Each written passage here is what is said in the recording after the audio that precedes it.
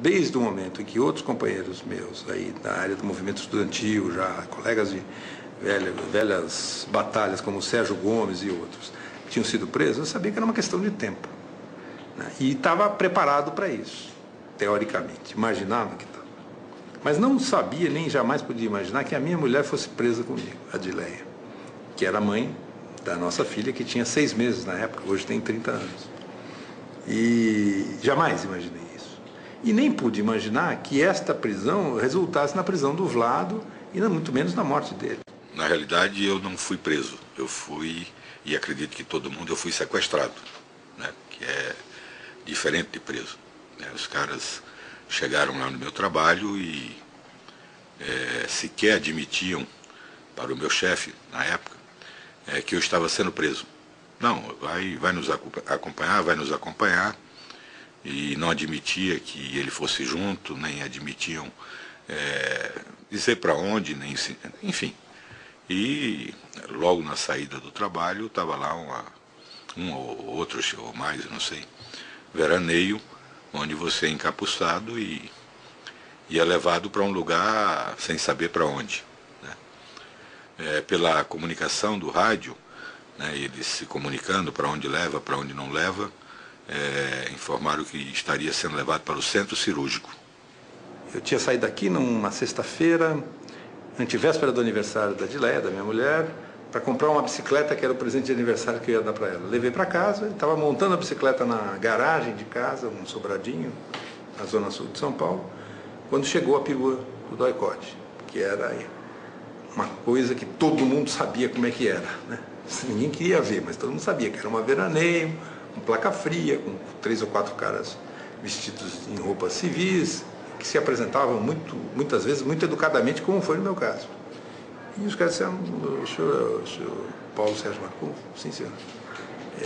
Nós somos do 2º Exército e queremos que o senhor viesse conosco. E a Carmen estava com uma amiga nossa no andar de cima, no sobrado. E eu chamei a Carmen e ela desceu. Eu falei: olha, esses senhores aqui estão me levando preso. Não, não é preso, o senhor só vai prestar um depoimento, né? Tocaram a campainha, eu abri, eram 2 sujeitos grandes, entende? Quer dizer, me davam a impressão ali de serem muito maiores, provavelmente, do que eram, mas eram grandes. E aí eu pedi licença para botar uma roupa, porque eu estava de pijama. Eles me deixaram trocar de roupa, eu botei a roupa e saí com eles. Não me algemaram, saímos os 3, o porteiro ficou olhando, achou estranho, o porteiro do prédio. Aí entramos numa caminhonete e dentro da caminhonete um deles disse assim: agora o senhor, por favor, vai nos permitir colocar um capuz na sua cabeça, nós temos ordens, ninguém pode saber para onde nós o estamos levando. Então, enfiou um capuz preto na minha cabeça, entende? Mas ainda educadamente. Depois eu ia sentir saudade dessas gentilezas. Desci, sentei no banco traseiro da C14 deles, eles vieram com uma C14, era uma C14 azul marinho, quase preta, né? Aí entrei, sentei e fomos conversando, eles falando, normal. Quando chegamos na Tomás Carvalhal, descendo pela Paulista, mais ou menos na entrada da 23, eles me mandaram enfiar um capuz na cabeça.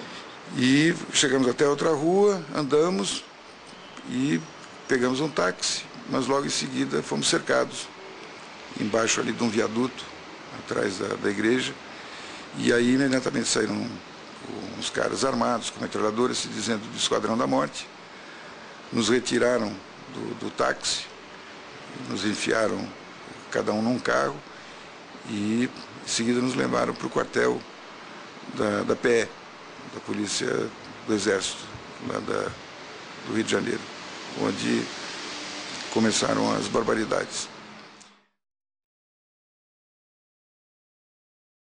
Havia uma gritaria muito grande dos caras ali, dizendo que era a noite de São Bartolomeu, era uma coisa muito assustadora. E começou aquela barra... Mas gritaria onde? Uma gritaria nos corredores do Doicode? Do Doicode. É? E havia uma gritaria muito grande e aquela confusão toda. Quer dizer, eles mesmos faziam um clima de terror para intimidar a gente. E aí me levaram lá pro DOI-CODE. Lá primeiro me fizeram tirar a roupa, botar um macacão do Exército, sem cinto. Esse detalhe depois foi importante para acabar com aquela farsa de que o Vlado tinha se suicidado, né? Ninguém ficava com cinto lá dentro. Um macacão do Exército, examinavam o sapato para ver se o sapato não tinha cordão, se tivesse também tiravam. E me fizeram tirar as impressões digitais para fazer uma ficha, fotografias, e depois me levaram para uma sala onde tinha outras pessoas, inclusive o Duque Estrada ficou nessa sala comigo também. E ficávamos ali sentados num banco de madeira e com o capuz preto enfiado na cabeça, até a hora do interrogatório. A primeira coisa que você sofria era um estressamento pelo barulho. Quer dizer, a todo momento tocava-se a campainha, a todo momento batia-se porta, para não deixar você estabilizar. No momento da prisão e da chegada ao DOI-CODE, e mesmo, vamos dizer assim, nas primeiras 24, 30 horas, a única coisa que eu ouvia e sentia eram gritos. Eram pessoas chorando, gritando, barulho de pancada, de espancamento, mas principalmente, quer dizer, muito grito, porque eu estava encapuçado, algemado. O DOI-CODE era um capuz. A grande materialização dele era o capuz. Quer dizer, por quê? Porque era com o capuz que você ia e voltava da tortura, que você ia e voltava para os interrogatórios, que você ia para ser solto ou para ir buscar um companheiro e entregar ou denunciar onde ele morava, coisas que eram inúteis e desnecessárias, feitas apenas para constranger e humilhar as pessoas.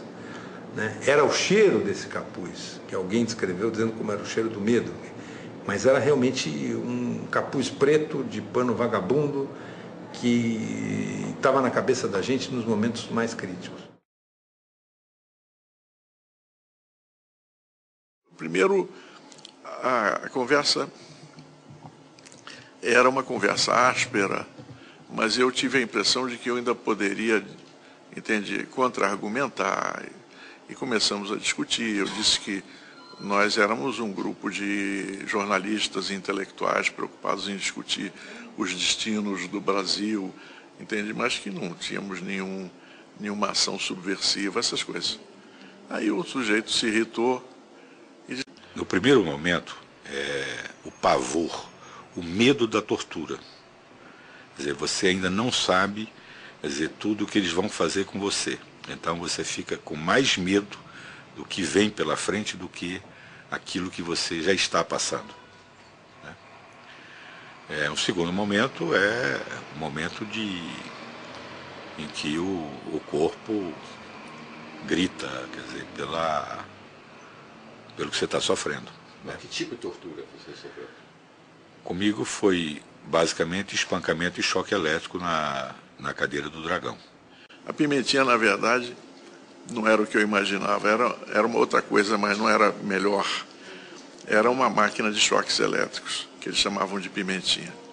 Aí vieram dois sujeitos, aos gritos, eu sentado num banco, capuz preto na cabeça, me deram uns trancos, uns tapas, e aí instalaram a máquina, me obrigaram eu mesmo a botar os fios nos pulsos e nos tornozelos, e aí começaram a me dar choques elétricos, inclusive um deles com o fio de escapado, dava choques no pescoço, na orelha, nas costas, entendeu? Na hora em que botaram a minha mulher na cela ao lado e começaram a dar choque nela, eu simplesmente disse que, olha, eu não faço qualquer negócio para parar com essa história.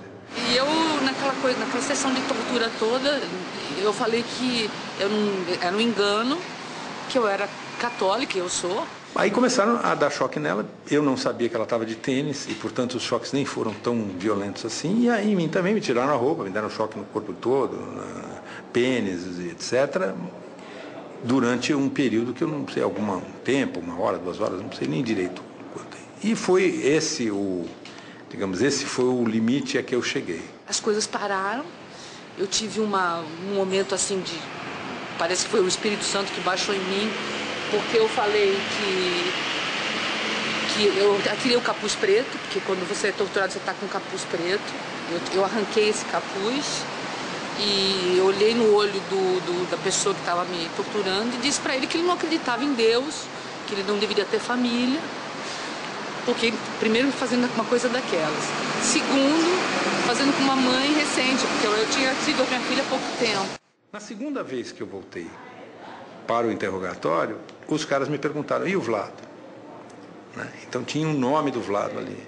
E eu disse, não, o Vlado também fazia parte do Partidão, como outros jornalistas, e citei vários jornalistas que foram quase todos eles presos. Né? Existia uma sala onde havia uma cadeira do dragão, né, que já deve ter descrito isso, né, como se fosse um trono, né, com um tampo de metal, e se amarravam os braços e as pernas com uma trave, um sarrafo, você ficava completamente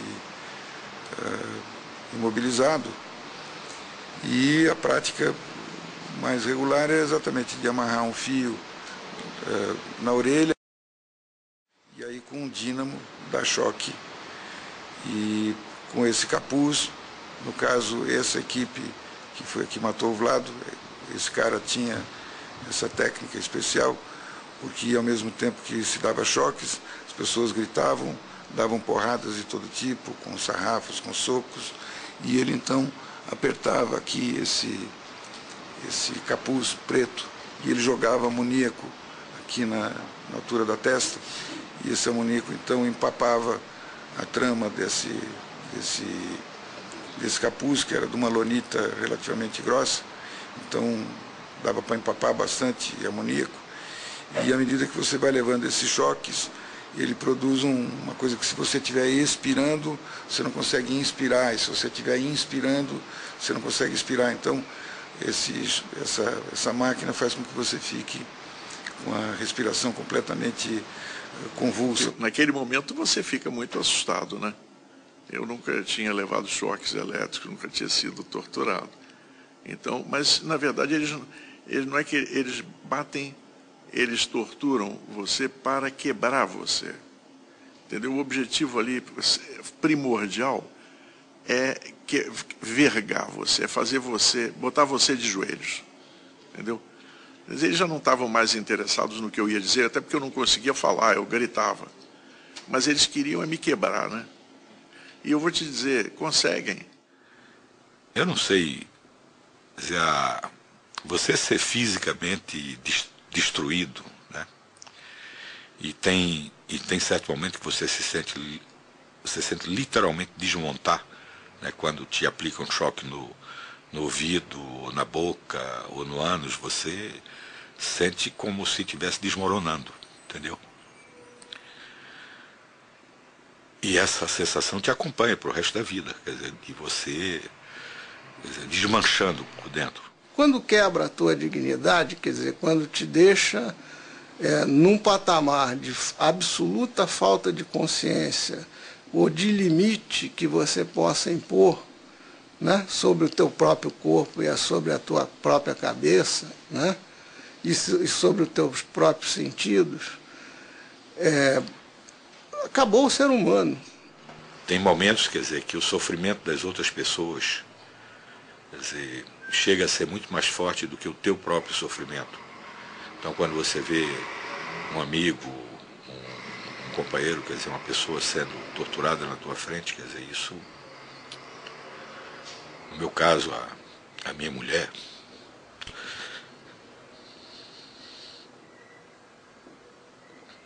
isso te marca pro resto da vida.